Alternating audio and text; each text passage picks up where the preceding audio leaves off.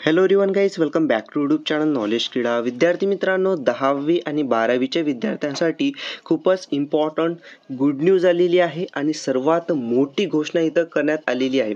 मी जी तुम्हाला इथं म्हणत आहे सर्वात मोठी घोषणा केलेली आहे आणि खरंच ती केलेली आहे. खूप मोठा बदल इथं केलेला आहे 10वी आणि 12वीच्या विद्यार्थ्यांसाठी आणि एका पद्धतीची एवढी चांगली अपडेट आहे ना की प्रत्येक जणाला इथं खूप चांगलं वाटेल. पहा काय आहे पूर्ण अपडेट मी तुम्हाला इथं सांगतो. ठीक आहे, आता पहा 10वी 12वीच्या विद्यार्थ्यांसाठी आहेत, बट नेमकं कोणते विद्यार्थी आहेत ते सुद्धा तुम्हाला नेमकं पूर्ण समजणार आहे व्हिडिओमध्ये. ठीक आहे, आणि एक इम्पॉर्टंट गोष्ट सांगायची आहे, व्हिडिओला तुम्ही खूप शेअर करायचा आहे, कारण की हा व्हिडिओ तुम्ही शेअर करायलाच पाहिजे, कारण की तशा पद्धतीची ही अपडेट आहे की सर्वांनाही माहिती पडली तर त्यांचे इथे फायदे यायचे. ठीक आहे, म्हणून शेअर तुम्ही सर्व ग्रुप्समध्ये व्हॉट्सअप वगैरेमध्ये इथं शेअर करा. ठीक आहे, तर बाय अपडेट कधी आली आहे? अपडेट ही आजच आली आहे, जसं की 12 एप्रिलला. ठीक आहे, आज 12 एप्रिल आहे, तेव्हाच ही अपडेट इथं आलेली आहे. जसं की पहा सांगतो पूर्ण डिटेलमध्ये पहा. ठीक आहे, तर पहा SSC HSC म्हणजे 10वी 12वी एक्झाम 10वी 12वीच्या विद्यार्थ्यांसाठी आनंदाची बातमी.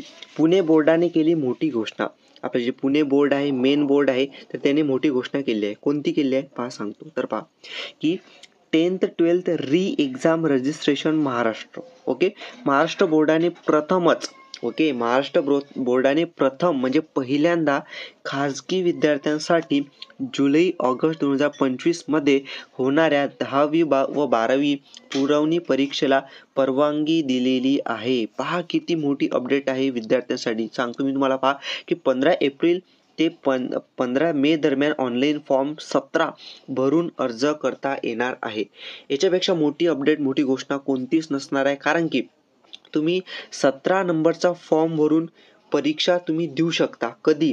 तर जी री एक्झाम होत असते, री एक्झाम कोणती? हे पुरवणी परीक्षा होत असते. कधी? जुलै आणि ऑगस्ट महिन्यामध्ये. कारण की जे विद्यार्थी 10वीचा 12वीचा निकाल लागेल, निकाल लागल्यानंतर काय असते ना की काही विद्यार्थी काही विषयामध्ये फेल होत असतात, त्यामुळे पुरवणी परीक्षा म्हणजे ते विद्यार्थी त्या विषयाची पुन्हा परीक्षा देतात. काही विद्यार्थी संपूर्ण पेपर देतात या वर्षीचे. ठीक आहे, तर ते पुरवणी परीक्षा देत असतात. बट मात्र इथं काय असते की जे 17 नंबरचा फॉर्म भरतात ना विद्यार्थी, ओके, खाली सुद्धा तेच सांगितलेलं आहे की जे विद्यार्थी इथं 17 नंबरचा फॉर्म भरतात, म्हणजे खाजगी विद्यार्थी, प्रायव्हेटमधून जे विद्यार्थी असतात ना, 17 नंबरचा फॉर्म भरून परीक्षा देतो आम्ही, तर ते कधी होत असते माहिती आहे का? ते फेब्रुवारी मार्च महिन्यामध्ये ते विद्यार्थी परीक्षा देतात दरवर्षी. महत्त्वाचा निर्णय घेतलेला आहे की 17 नंबरचा फॉर्म तुम्ही भरू शकता आणि जुलै ऑगस्टमध्ये होणाऱ्या पुरवणी परीक्षेमध्ये खाजगी विद्यार्थी, प्रायव्हेट विद्यार्थी 17 नंबरचा फॉर्म भरून तुम्ही परीक्षा देऊ शकता. हे किती महत्त्वाची इथं अपडेट आहे. ओके, आणि जे नवीन विद्यार्थी आहेत ना, पाहू शकता पूर्ण डिटेलमध्ये थोडं वाचून सांगतो तुम्हाला. पहा की महाराष्ट्र राज्य माध्यमिक व उच्च माध्यमिक शिक्षण मंडळाने जुलै ऑगस्ट 2025 मध्ये होणाऱ्या 10वी आणि 12वीच्या पुरवणी परीक्षेसाठी नव्या खाजगी विद्यार्थ्यांना प्रथमच सहभागाची संधी देण्याचा महत्त्वाचा निर्णय घेतलेला आहे. पाहू शकता की नव्या खाजगी विद्यार्थ्यांना, ओके, जे इच्छुक आहेत की 17 नंबरचा फॉर्म भरून परीक्षा द्यायची, ओके, यापूर्वी फक्त फेब्रुवारी आणि मार्चच्या मुख्य परीक्षेसाठी नोंदणी केलेल्या विद्यार्थ्यांनाच पुरवणी परीक्षेला बसण्याची परवानगी होती. मी तुम्हाला सांगितलं अगोदरच की फेब्रुवारी आणि मार्चमध्ये असं होत असते, पण पहिल्यांदा जुलै ऑगस्टमध्ये पुरवणी परीक्षेमध्ये 17 नंबरचा फॉर्म भरून नवे विद्यार्थी इथं परीक्षा देऊ शकतात. ठीक आहे, यासाठी आता काय करावं लागेल?